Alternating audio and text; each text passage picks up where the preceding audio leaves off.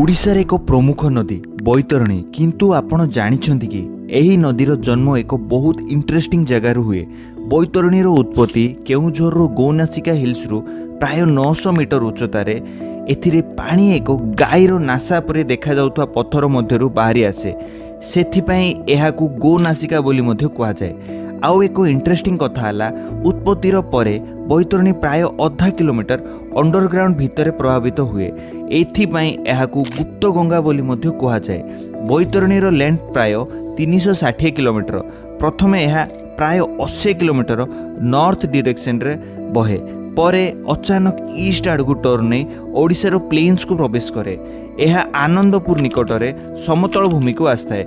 आउ यह परे आखुआपड़ा अंचल रे एक डेल्टिक रीजन क्रिएट करे।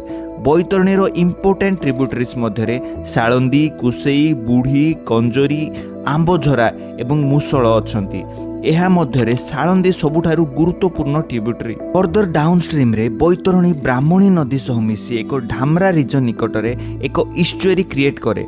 भितरकनिका मैनग्रोव रो इकोसिस्टम को सपोर्ट करे। ओडिशार एक इंपोर्टेंट वाइल्ड लाइफ हैबिटेट जहाँ salt water crocodiles, mangrove forest आउ माइग्रेटरी बार्ड्स पे क्रिएट करे।